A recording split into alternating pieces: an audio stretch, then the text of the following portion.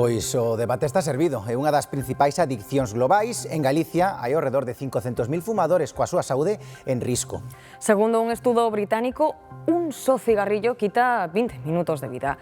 Con este dato búscase concienciar a poboación e evitar que se subestime o tabaco. Aínda así, Antía, fumar ou non depende de cada un, como é lóxico, e moitos úsano como unha pausa, un momento de tranquilidade. Sí, pero no traballo pode xerar problemas, porque legalmente ese tempo do cigarro hai que devolvelo. Atendan.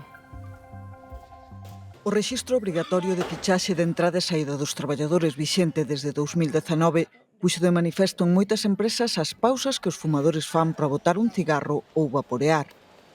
O Tribunal Supremo di, bueno, claro, como hai que registrar a xornada tanto de inicio como final, entendemos que tamén as pausas separadas que poden marcar unha interrupción dentro do que é a actividade desenrolada, pois tamén hai que computalas e, por lo tanto, pois logo descóntanse porque non é tempo efectivo de traballo. Isto significa que as empresas poden obrigar a recuperar ese tempo. O Estatuto dos Traballadores establece o dereito a ter un mínimo de 15 minutos de descanso nas xornadas de máis de 6 horas. E moitos convenios colectivos contemplan este período como tempo efectivo de traballo e, polo tanto, non recuperable. Del botan man os fumadores.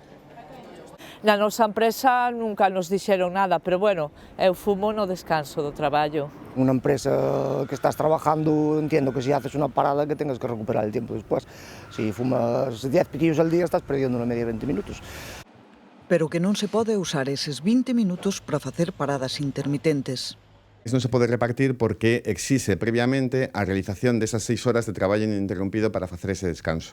É dicir, é un descanso que responde á fatiga acumulada dunha xornada. Evitar fichar nas saídas para fumar pode conlevar suspensións de emprego e soldo ou incluso un despedimento se é un feito reiterado. Só se contemplaría a adición se hai prescripción médica.